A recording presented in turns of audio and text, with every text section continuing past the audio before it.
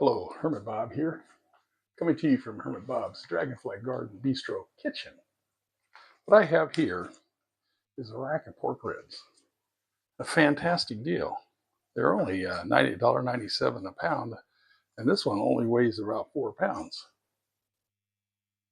And it was $7.96. But it is not the baby back ribs, and it's not the St. Louis ribs. So I'm going to cook the whole thing. I'm just going to show you how I do it. There are so many people on YouTube that tell you how to cook ribs, and I've tried a lot of different things. Because when I used to cook them with an industrial rotisserie that hold lots of ribs at the same time, it was very easy to end up with good ribs every time. But I don't have that now. I just got a little portable pit boss pit. So the first thing I'm going to do is towel it off. If I only had some paper towels. Oh, here's some. I'm going to dump it on there. And then take this over the sink and rinse it off and throw it in the trash can. Okay, now let's towel it off.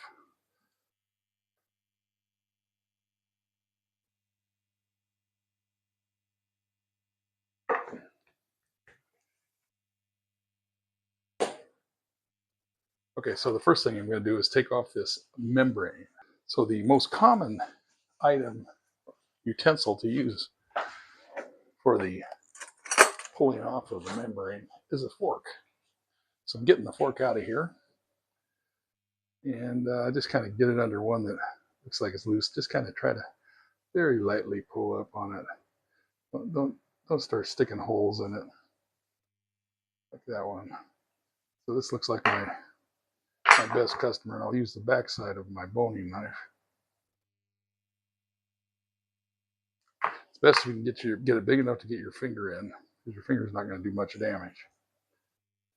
I've got my finger in there,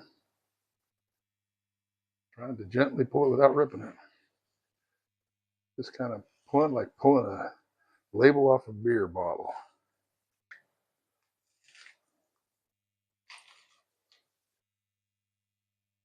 And as it warms up to the temperature of your hand, you might have to use a towel or something to get some traction back on there. It's almost coming. There we go. Give me it. Give it to me. Okay. That's all we're going to do to it. Right there. Now I'm going to season it. I'm going to put a little, what they call I forget what they call it. Gives it something for the spice rub to stick to. And the first time I saw it, I thought, you're going to put mustard on there? Just plain old mustard? I started thinking, yeah, mustard tastes good on hot dogs. And just rub it in.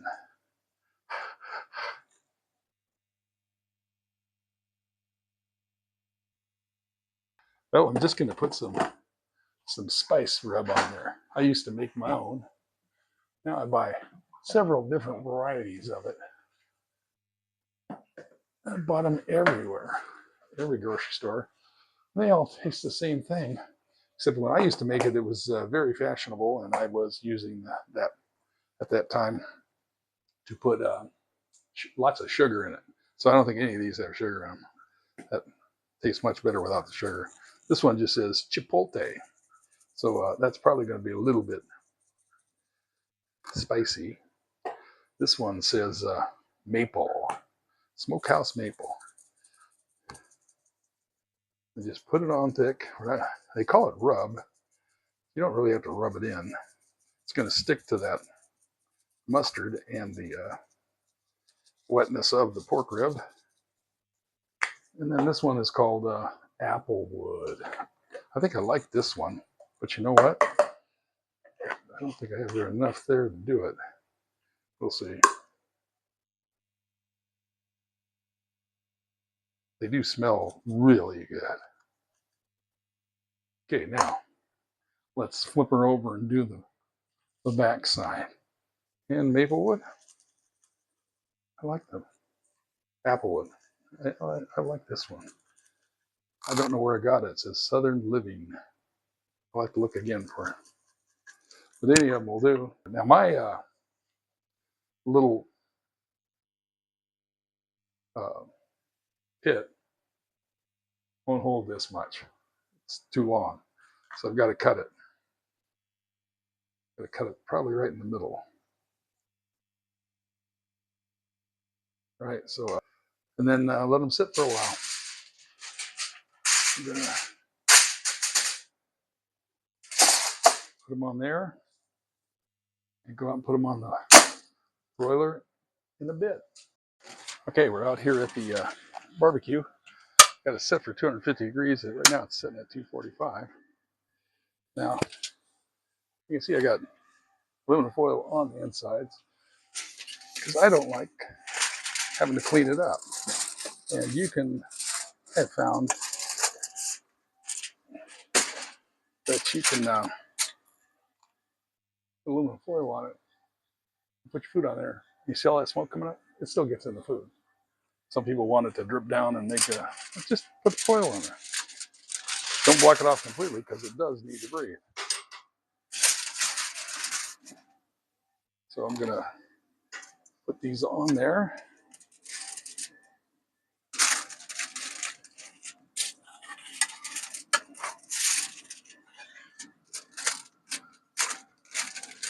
It's hottest right at the where the burner is, and the burner is right about there. So I'm putting the bigger one over the burner. Now I'm going to pull this up. I just don't want to cover up any of that down there. And then take this little thing and poke holes in it.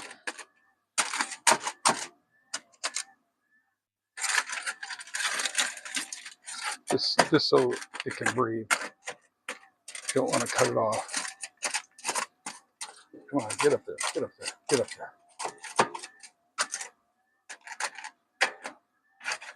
They can drip some. I don't care about it dripping some, but I just don't want to have a huge stinky mess.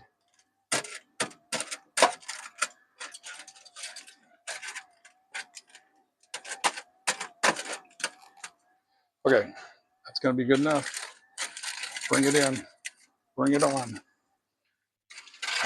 I'm going to cook it at 225 for probably about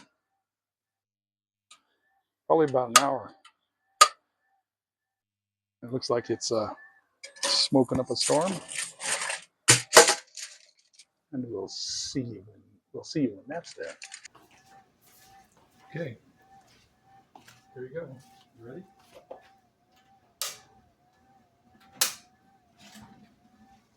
Okay, now it doesn't have the bark finish that I know all of you zombies, followers of barbecue want. Because I didn't want the bark finish. I wanted the smoke flavor. Normally I turn this up to about 475, 500 and let it burn off any grease that might have dropped in. But hopefully I caught all the grease on the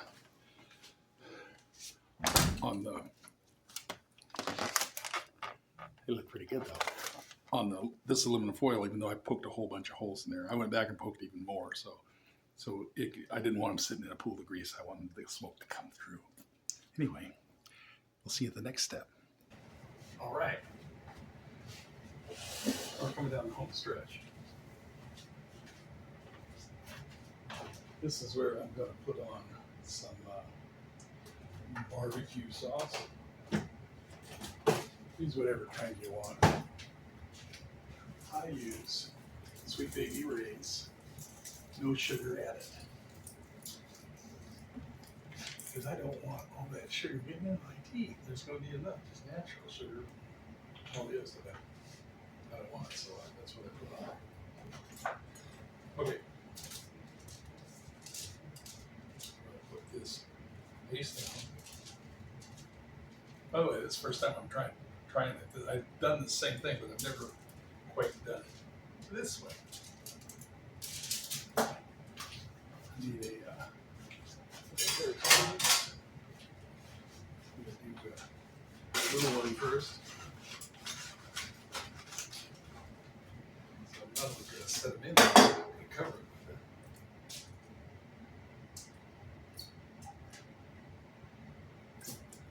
it. Talk amongst yourselves. Oh, you're by yourself. Talk to yourself. That's what I'm doing right now. Okay, so I've got some on the bottom, some on the top.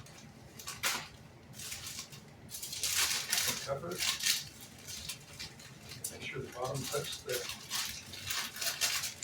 right there. Fold it over like that.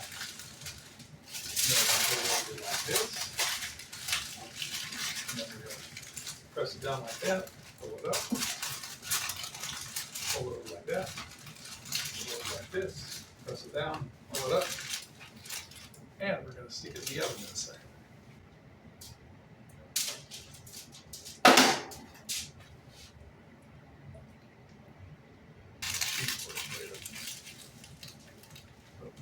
Okay, here we go.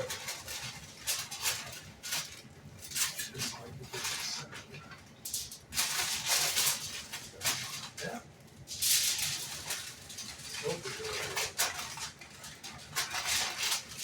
Yeah. Like that.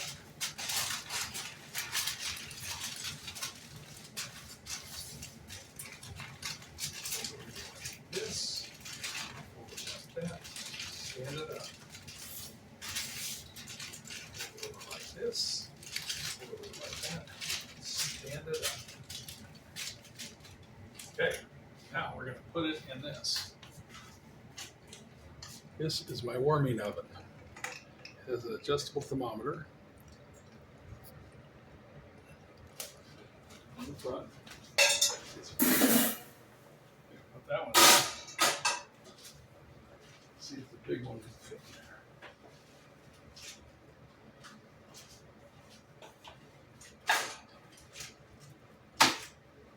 The little one on the bottom, the big one on the top.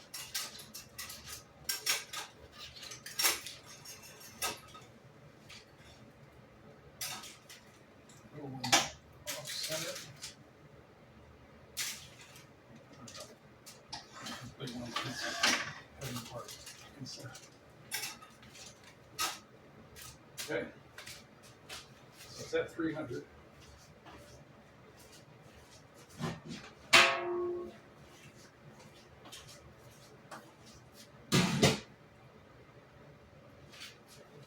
Okay, so we'll let it set at 300 for probably about 30 minutes. When I did the big ones at the restaurants, I put it at 300 for about an hour and then turned it down. But this has got smaller pieces of meat and it's a smaller oven, so I'm going to do it for 30 minutes. And all we're doing is killing any bacteria or anything that got on the outside while we were putting barbecue sauce on it and messing with it. So we'll get it hot enough to where it'll cool down, and we'll have ribs in the morning. Oh, after an hour or after 30 minutes, I'm going to turn it down to 150 for overnight.